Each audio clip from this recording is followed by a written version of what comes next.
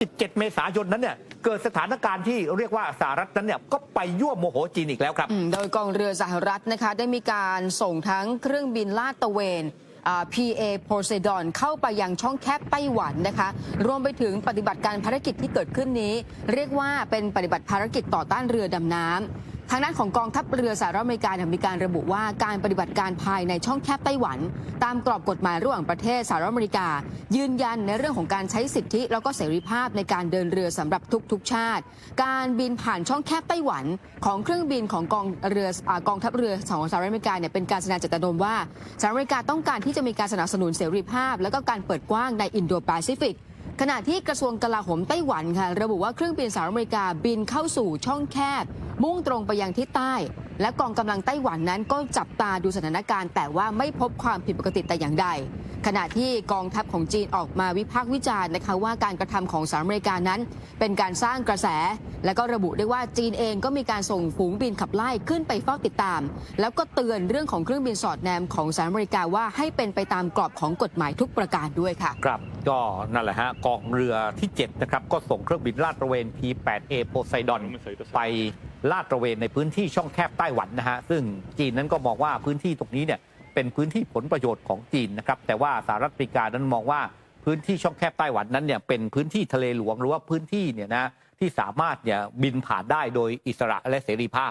พูดกันไม่ทันขาดคำนะคุณผู้ชมปรากฏว่าก็แสดงสัญญานุภาพอีกแล้วสำหรับสหรัฐอเมริกาไม่ใช่เฉพาะทางด้านการทหารเท่านั้นนะครับในเรื่องของการค้าการลงทุนก็เช่นเดียวกันประธานาธิบดีโจไบเดนผู้นำสหรัฐนั้นออกมาเรียกร้องให้ขึ้นภาษีศุลกากรสินค้าประเภทเหล็กและก็อลูมิเนียมที่นำเข้าจากจีนเป็น3 เท่าอ้างบอกว่ามีการแข่งขันที่ไม่เป็นธรรมตามแถลงการที่เผยแพร่โดยทำเนียบขาวของสหรัฐโดยระบุว่านโยบายและการอุดหนุนราคาในอุตสาหกรรมเหล็กและ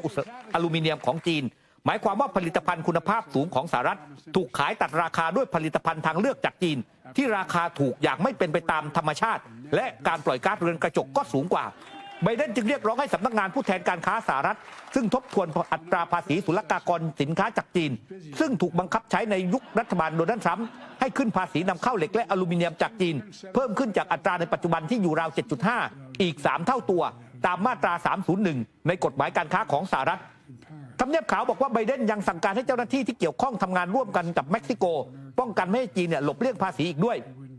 ไบเดนนั้นอยู่ระหว่างการเดินสายหาเสียงในรัฐเพนซิลเวเนียซึ่งเป็นรัฐสวิงสเตทที่สำคัญมากสำหรับการเลือกตั้งประธานาธิบดีในเดือนพฤศจิกายนนี้ไบเดนนั้นก็จะกล่าวปราศัยต่อพนักงานโรงงานผลิตเหล็กในเมืองพิตต์สเบิร์กในขณะที่เขากับโดนัลด์ทรัมป์นั้นกำลังแย่งชิงคะแนนเสียงจากกลุ่มพนักงานในโรงงานดังกล่าวด้วยเมื่อเดือนมีนาคมที่ผ่านมาไบเดนเนี่ยเพิ่งได้รับเสียงสนับสนุนจากสหภาพพนักงานโรงงานเหล็กหลังจากที่พวกเขาคัดค้านความพยายามของบริษัทนิปปอนสตีลของญี่ปุ่นจากการเข้าเทคโอเวอร์ของบริษัท US Steel ในเมืองพิตต์สเบิร์กเจ้าหน้าที่อาวุโสของสหรัฐเคยบอกกับผู้สื่อข่าวว่าจีนนั้นเป็นผู้ผลิตเหล็กรายใหญ่คิดเป็นกว่า 50% ที่ใช้กันอยู่ทั่วโลกและส่งออกเหล็กในราคาต่ำกว่าของสหรัฐอย่างมีนัยสำคัญด้านเจเน็ตเยเลนรัฐมนตรีว่าการกระทรวงการคลังสหรัฐก็กล่าวระหว่างการเดินทางเยือนจีนเมื่อเดือนมีนาคมว่าสหรัฐนั้นจะไม่ยอมรับสถานการณ์ที่สินค้าราคาต่ำกว่าความเป็นจริงของจีนนั้นทะลักเข้าท่วมตลาดโลกและส่งผลกระทบต่ออุตสาหกรรมต่างๆเธอก็ได้หยิบยกเรื่องนี้และพูดคุยกับรัฐมนตรีการคลังของจีนแล้วนี่แหละฮะคุณผู้ชมก็คือพอแข่งขันสู้ไม่ได้ก็ไปหาว่าเขาทุ่มตลาดนะครับแล้วก็พยายามที่จะกีดกันในเรื่องของสินค้าของจีนที่จะเข้าไปยังสหรัฐอเมริกาก็แน่นอนครับปัญหาที่มันเกิดขึ้นนั้นจีนอาจจะขายสินค้าได้น้อยลงแต่ผู้บริโภคของสหรัฐอเมริกาก็จำเป็นต้องซื้อสินค้าที่แพงขึ้นจากนโยบายของรัฐบาลครับในขณะที่เมื่อวันที่ 16 เมษายน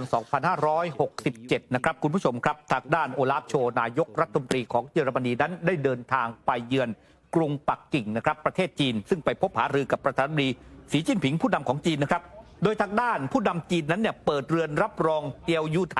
ในกรุงปักกิ่งเนี่ยครับในการรับรองประเด็นสำคัญในการหารือเกี่ยวกับการพูดคุยกันนั้นเนี่ยมีสถานการณ์เรื่องของยูเครนอยู่ด้วยนะครับผู้นำเยอรมนีนั้นเนี่ยนะครับบอกกับทางด้านสีจิ้นผิงบอกว่าคำพูดของจีนน่ะมีน้ำหนักกับรัสเซียมากดังนั้นเนี่ยอยากจะขอร้องสีจิ้นผิงอยากจะขอร้องจีนช่วยใช้อิทธิพลช่วยโน้มน้าวให้ปูตินนั้นเนี่ยหยุดปฏิบัติการทางทหารในยูเครนได้ไหมมันยืดเยื้อมานานกว่า2 ปีแล้วในขณะที่สถานีวิทยุโทรทัศน์กลางแห่งประเทศจีนหรือว่า CCTV นั้นรายงานนะครับว่าสีจิ้นผิงก็บอกกับโอลาฟโชบอกว่าพื้นฐานเนี่ยมันมี4 ประการคือป้องกันไม่ให้วิกฤตในยูเครนเนี่ยมันลุกลามบานปลายจนยากเกินควบคุม และฟื้นฟูกระบวนสันติภาพ แบ่งเป็นการที่นานาชาตินั้นเนี่ยต้องรักษาเสถียรภาพ และก็สันติภาพ ตลอดจนต้องหลีกเลี่ยงการแสวงหาผลประโยชน์ส่วนตน อันนี้เนี่ยคือเจ็บนะคือจีนบอกว่าควรจะต้องหยุดหลีกเลี่ยงหาผลประโยชน์ส่วนตนก่อนวันนี้เนี่ยผลประโยชน์ส่วนตนคืออะไรก็คือชาติตะวันตกนั้นส่งอาวุธให้กับยูเครนขายอาวุธให้กับยูเครนนั่นคือการหาผลประโยชน์ส่วนตนนอกจากนี้สีจิ้นผิงบอกว่าทุกภาคส่วนที่เกี่ยวข้องไม่สุมไฟความขัดแย้งแล้วก็ต้องสร้างเงื่อนไขสันติภาพร่วมกันบรรเทาความรุนแรงแล้วก็ร่วมกันลดผลกระทบเชิงลบจากสงครามที่จะเกิดขึ้นกับเศรษฐกิจโลกในขณะที่ด้านหนึ่งนั้นเนี่ยเยอรมนีเนี่ยเป็นประเทศเศรษฐกิจที่มีขนาดใหญ่อันดับต้นของโลกกำลังเผชิญแรงกดดันจากหลายฝ่ายในการให้ลดการพึ่งพาด้านห่วงโซ่อุปทานจากจีน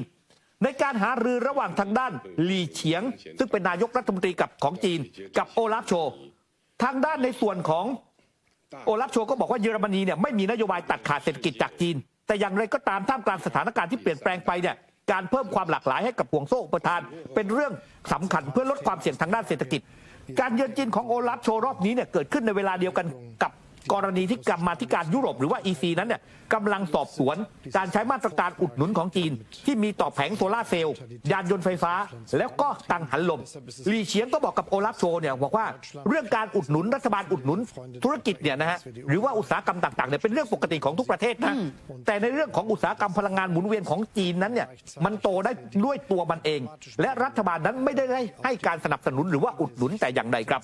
คุณผู้ชมนะคะไปดูอีกหนึ่งความเคลื่อนไหวของรัสเซียกันหน่อยนับตั้งแต่ที่ชาติตะวันตกเนี่ยได้ใช้มาตรการคว่ำบาตรนะคะไปที่รัสเซียไม่ว่าจะเป็นเรื่องของอุตสาหกรรมเรื่องของการค้าเองก็ตามแต่ปรากฏว่ากองทุนการเงินระหว่างประเทศหรือว่า IMF เขามีการคาดการณ์ค่ะว่าเศรษฐกิจของรัสเซียปีนี้ก็คือปี 2567 จะเติบโตขึ้นถึง 3.2%มากกว่าที่มีการคาดการณ์เอาไว้ขณะที่เศรษฐกิจของสหรัฐอเมริกาจะขยายตัวเพียงแค่ 2.7% สหราชอาณาจักร 0.5% เยอรมนี 0.2% ฝรั่งเศส 0.7%ตัวเลขเหล่านี้แสดงให้เห็นว่าแม้ว่าทางการชาติตะวันตกจะมีการพยายามในการคว่ำบาตรรัสเซียไม่ว่าจะเป็นเรื่องของการค้าหรือว่าอุตสาหกรรมใดๆก็ตามแต่กลายเป็นว่าทำให้รัสเซียเนี่ยหันกลับมาพึ่งพาตัวเองมากขึ้นทางด้านของการบริโภคภาคเอกชนการลงทุนในประเทศของรัสเซียยังสามารถฟื้นตัวได้ดีการส่งออกสินค้าโภคภัณฑ์น้ำมันต่างๆให้กับอินเดียหรือว่าจีนรัสเซียก็ยังสามารถทำได้ในการหลบหลีกมาตรการแซงชั่นหรือว่ามาตรการคว่ำบาตรที่ชาติตะวันตกนั้นมีต่อรัสเซียค่ะทีนี้ไปดูการเมืองภายในสหรัฐอเมริกากันบ้างนะครับคุณผู้ชมครับกำลังยุ่งเหยิงกันเลยทีเดียวในขณะที่ทางด้านรีพับลิกันแล้วก็เดโมแครตนั้นก็ต่างหาความได้เปรียบในการที่จะเลือกตั้งประธานาธิบดีที่จะเกิดขึ้นในช่วงเดือนพฤศจิกายนแต่ในสภานั้นเนี่ยครับก็มีความวุ่นวายโดยเฉพาะเรื่องของการผ่านงบประมาณในการที่จะช่วยเหลือชาติต่างๆไม่ว่าจะเป็นยูเครนไต้หวันหรือว่าอิสราเอลก็ตามเนี่ยคุณผู้ชมครับล่าสุดครับมีการรายงานข่าวว่าประธานรัฐสภาอย่างไมค์จอนสันนั้นเนี่ยเก้าอี้เริ่มสั่นคลอนนะครับเมื่อบรรดาสมาชิกพรรครีพับลิกันกลุ่มปีกขวาเนี่ยนะครับกำลังดำเนินการในการเดินเกมเพื่อที่จะโหวตไล่ไมค์จอนสันนั้นพ้นจากตำแหน่งประธานสภาอีกครั้งหนึ่งคือตอนนี้เนี่ยนะครับรีพับลิกันเนี่ยครองเสียงข้างมากในสภาผู้แทนราษฎรก็จะได้มีสิทธิ์เสนอชื่อคนที่เป็นประธานสภาก่อนหน้านี้จำได้ไหมโหวตไล่กันไป2 คนแล้ว